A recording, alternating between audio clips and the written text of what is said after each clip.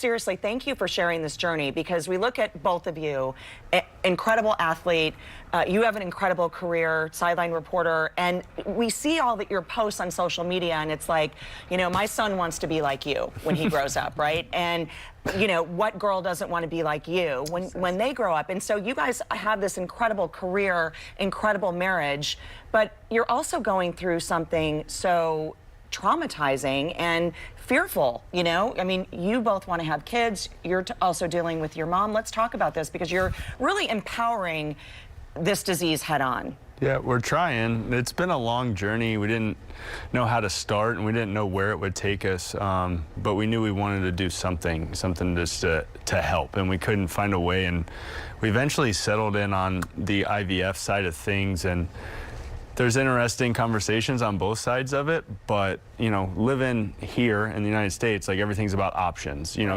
we're not, I know the beliefs of some people aren't with this, and that's completely fine, but we just want options out there to, you know, get rid of this thing, because it's nasty.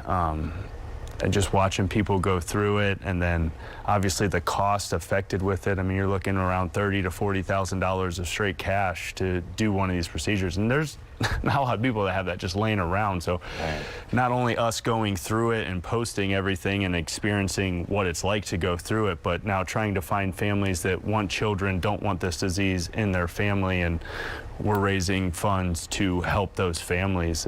There's no reason that they should have to have a child with this disease. So essentially, Joe, because your mom has Huntington's disease and your grandmother also had it, right? Yeah. It is in your DNA. So the likelihood that you would pass it on to a child is 50%. 50-50. But through IVF, you were able to actually isolate and fertilize an embryo, right? Ensuring that that embryo does not carry this disease. Yes. Yeah. So they're not necessarily genetically modifying an embryo. They're just looking at your embryos that you create, testing them for Huntington's disease, and choosing the embryos that test negative for Huntington's disease.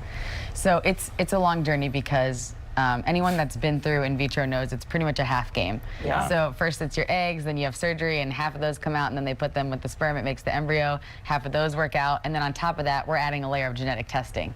So it's a long journey. There's a lot of ups and downs. There's a lot of phone calls with big news over the course of a month period of time.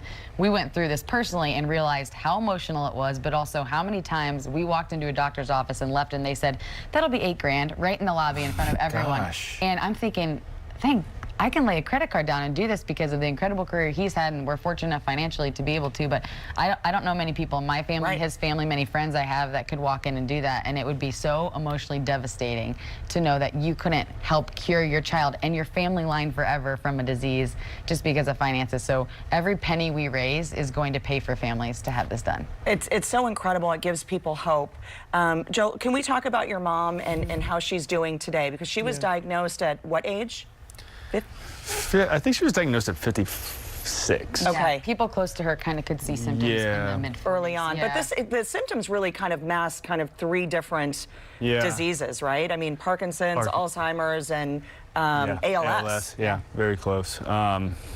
First thing I noticed with my mom was kind of she couldn't set something down softly, or if you closed a door, it would slam. Like the motor movements, there's no smoothness, it's jerky. They call it chorea with the movement disorder, but she's doing all right now. It's getting a little tougher now. She's starting, I just heard, that now she's going more towards milkshakes.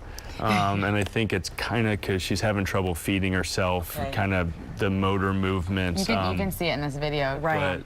It's hard too, because since there's not a cure, they're just trying to balance medicine, right? They're giving you an upper and a downer and a sedation pill, but then they want to give you energy, and so that's a really tough part too. Yeah, because that's you'll see her smiling like this, controlling it, and then you'll see her having an attack, and then they sedate her, but it's too much. It's a mess. It's a roller coaster ride. Like, and anybody has this in their family, or ALS, or Parkinson's, or anything else that's devastating. Like, and that's the cool thing about IVF and PGD, is that it's not only, yes, we're starting with Huntington's, but if we get the right things going, like, there are so many other diseases that this thing can cure. Like, it's not like we're starting here because this touches our heart.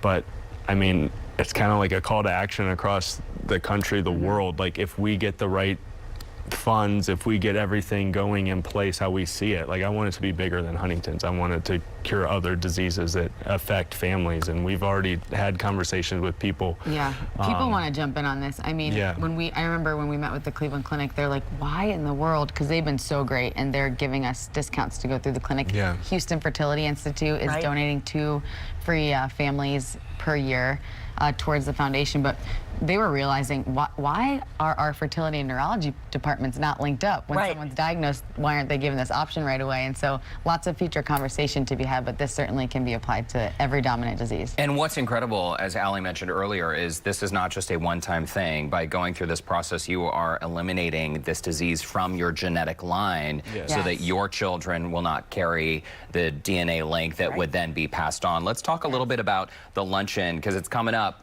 If you guys want to get involved, this is happening Thursday, August 22nd, 11:30 a.m. at River Oaks Country Club. So can people buy tickets and come and support the cause? Yes, so I know you guys are going to provide a link on As Seen on Houston Life and your link that you use on your website, but also helpcurehd.org.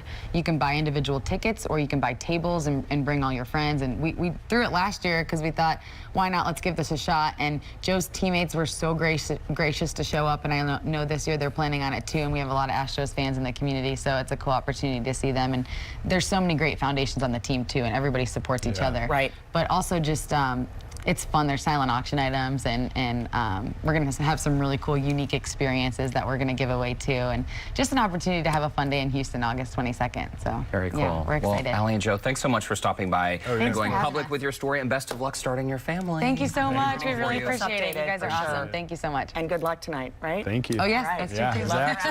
Zach's on the mound. We'll see how he everybody's excited. For more information about Help the Cure HD, visit Seen on Houston Live section of our website, and we'll be right back. Thanks again. All right.